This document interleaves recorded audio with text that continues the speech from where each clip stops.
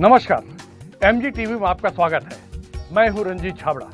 आइए चलते हैं खबरों की ओर। धमतरी शहर के मकई गार्डन में हत्या की घटना को गंभीरता से लेते हुए पुलिस अधीक्षक प्रशांत ठाकुर द्वारा अज्ञात आरोपी को जल्द से जल्द पकड़ने हेतु आवश्यक दिशा निर्देश दिए गए, जिस पर अतिरिक्त पुलिस अधीक्षक मेघा टेमुरकर, उप पुलिस अधीक्षक सारिका वैद के मार्गदर्शन में साइबर सेल एवं थाना धमतरी की संयुक्त टीम द्वारा घटनास्थल का बारीकी से निरीक्षण कर आरोपी की पतासाजी की जा रही थी।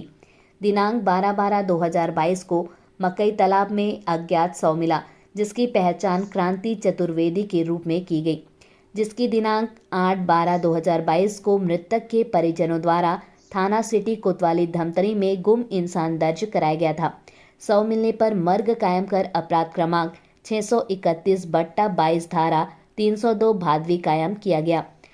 अज्ञात आरोपी की पतासाजी के दौरान मृतक के करीबी लोगों से पूछताछ किया गया एवं घटनास्थल के आसपास व आने जाने के रास्ते में लगे सीसीटीवी कैमरा का बारीकी से निरीक्षण किया गया।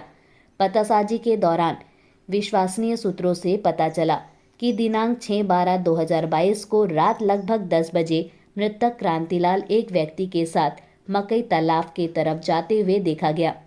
मुखबिर सूचना तस्दीक करते हुए उस व्यक्ति की पतासाजी के दौरान पहचान मकेश्वर वार्ड निवासी रफीक खान के रूप में की गई, जिसे पुलिस ने हिरासत में लेकर पूछताछ किया गया, जिसने पूछताछ पर संतोषजनक जवाब नहीं देने पर कड़ाई से तकनीकी साक्ष्यों के आधार पर पूछताछ करने पर अपना जुर्म स्वीकार करते हुए बताया कि दिनांक 6/12/2022 के रात्रि 11 बजे करीब मकई गार्डन घटनास्थल के पास बैठकर शराब का सेवन किया।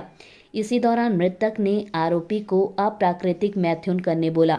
मना करने पर मृतक ने आरोपी रफीक खान को मां बहन की व मर्दानगी संबंधित अश्लील गाली गलौज करने लगा और ईंट के टुकड़े से फेंक कर मारा, जिससे आरोपी रफीक खान उत्तेजित होकर एक ईंट के टुकड़े से क्रांति चतुर्वेदी को फेंक कर सिर में मारा, जिससे चोट लगने से वहीं पर वो गिर गया। नजदीक जाकर उसे छूकर देखा तो सांस रुक रुक कर चल रहा था। घबराकर अपने पास रखे चाकू से मृतक के गले में संघातिक वार कर हत्या कर दिया, जिसे छुपाने के लिए मृतक को तालाब में डालकर आसपास रखे पुराने कपड़े को मृतक क्रांतिलाल के ऊपर ढक दिया। तालाब में ही चाकू एवं हाथ पैर को धोकर अपने घर चला गया और अगले दिन से सामान्य कामकाज करता रहा।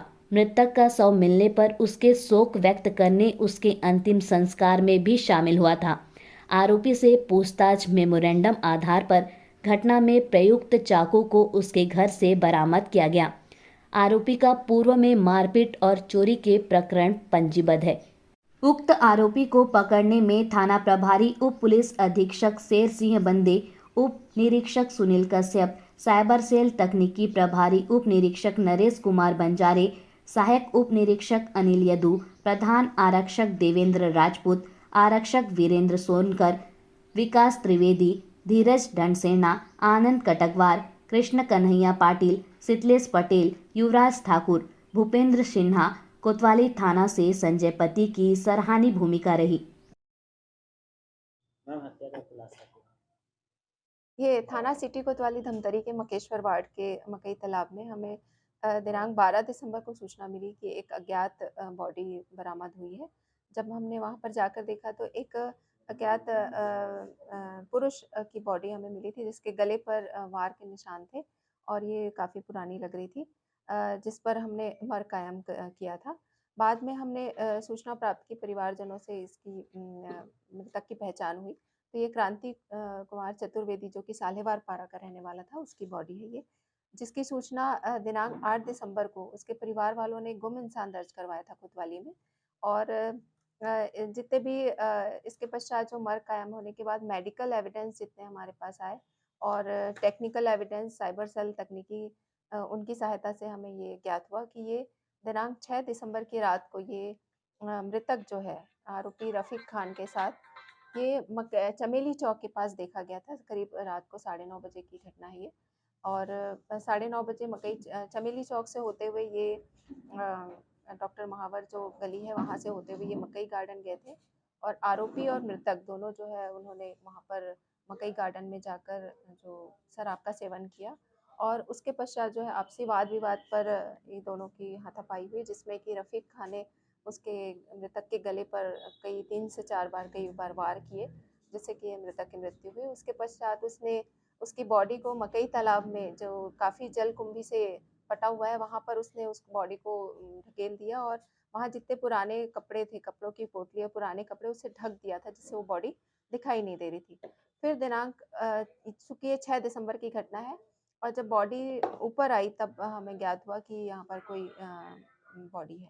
तो ये हमें दिनांक 12 दिसंबर को प्राप्त हुआ था और जितने भी उसके आरोपी रफ़ीक खान के मेमोरेंडम के हिसाब से आज उसे रिमांड पर भेजा जा रहा है। अभी लेते हैं एक छोटा सा ब्रेक। आप देखते रहिए MG TV, क्योंकि खबरों का सिलसिला यहाँ थमता नहीं।